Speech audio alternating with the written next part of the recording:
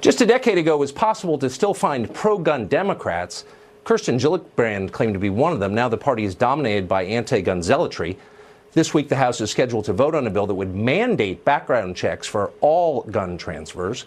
Excuse me, loan your gun to a nephew, sell one to your best friend. It could be a crime if this bill passes. Ryan Cleckner is a firearms attorney and a columnist at the Federalist, and he joins us tonight. So when they say background checks, Ryan, for all gun transfers, what does that cover? Well, background checks, to back up a second, already happen at every single transaction in a gun shop or gun dealers across the country. When they're saying for all transactions, they're trying to include those private sales that might happen between residents of the same state. So, for example, friends selling each other guns or family members or things like that. So that would basically ban, if I'm hunting with a friend or am at a gun range, I need the government's permission before any transfer takes place at all. That's a good question. Is there any evidence? Yeah.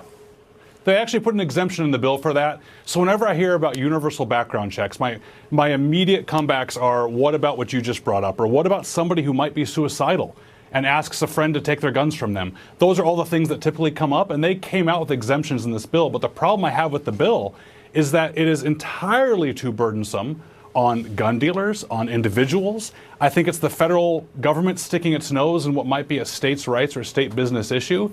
I think it's a big problem despite the family member issue. Is there any evidence that this would prevent mass shootings? I mean, have we seen a spate of mass shootings where people avoided background checks? I mean, I don't think this is, from what I can tell, a driving factor in mass killings, is it? You're absolutely right. Matter of fact, so currently the federal law says that any interstate between two states transfer of guns has to go through a gun dealer, and any sale through a gun dealer does the background checks. Well, we have almost half the states in our country. 20 states have extra restrictions that already require universal background checks in that state. And some of those states have already had the mass shootings. Like Connecticut, for example, has universal background checks in the state of Connecticut, did nothing to stop Newtown. I went through and looked at the 12 biggest mass shootings that we've had since the federal background check system went into place, and not a single one of the 12 would have been prevented. We're talking Parkland, we're talking Newtown, we're talking San Bernardino, Fort Hood, the Orlando nightclub shooting, Aurora movie theaters, Las Vegas, every single one of these cases, the shooter, the murderer, the person that's to blame, bought the gun from a gun store and passed a background check, or in only a couple of those 12, they had somebody else buy the gun for them to completely circumvent the process, which means they would have done nothing to stop these past 12 that we had.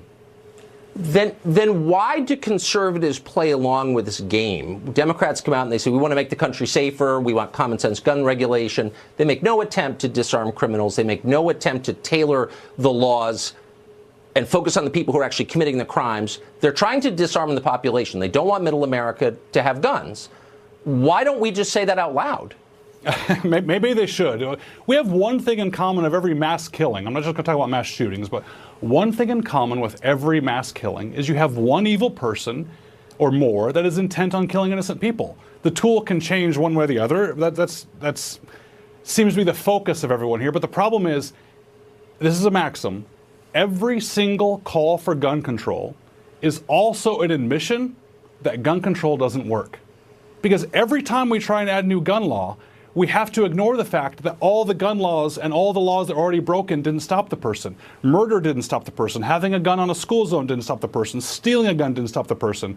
So by asking for something more, you have to admit that gun laws don't work.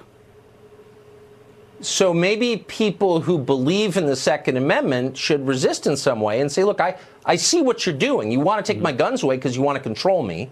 Let's stop playing along with these kind of literal responses. Well, actually, the numbers show you. They don't care what the numbers show. I've had this debate 1,000 times. They don't care what you say. They want to take your guns away because it's inconvenient for you to have them.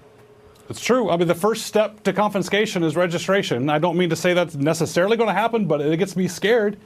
And here's the problem, is I understand that after these mass shootings, these horrible incidents, that people want to do something. I want to do something. Tucker, I believe you want to do something.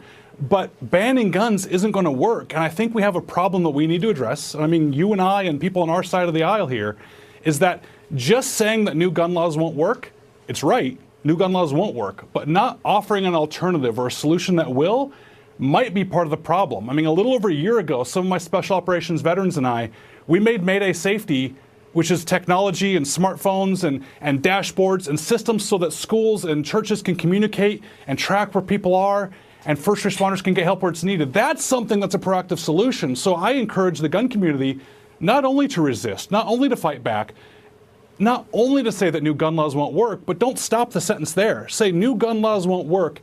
I think here's that's right. something that might. I think you're absolutely right about that. Ryan, thank you very much. Thanks for having me on again, Tucker.